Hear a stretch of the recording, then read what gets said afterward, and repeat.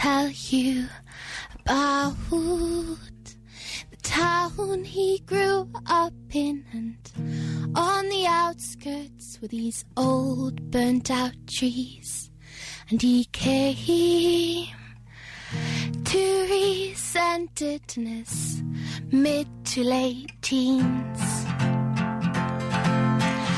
And there were skies full of sketching planes and God-filled frames on the wall, and that scent of wet linen and corrugated tin, and something irredeemable by St. Paul.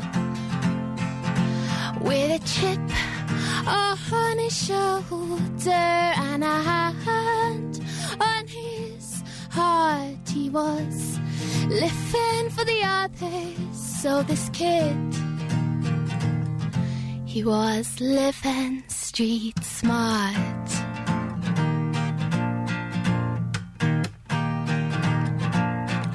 And at 16 his mother, she told him, she said, son, these are your best days. At 16 his father told him, he said, when you're married you'll age.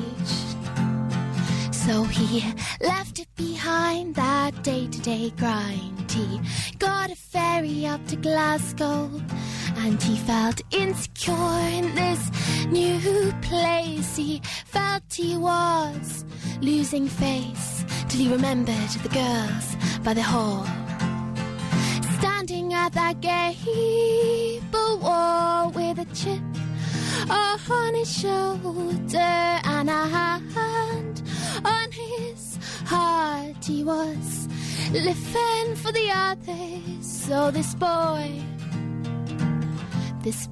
was living street smart.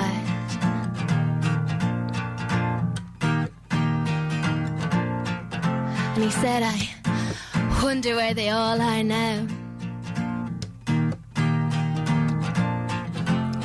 He came from one of those Irish towns they call Scotland in the picture house, and he drew the line and tripped over his own loose end.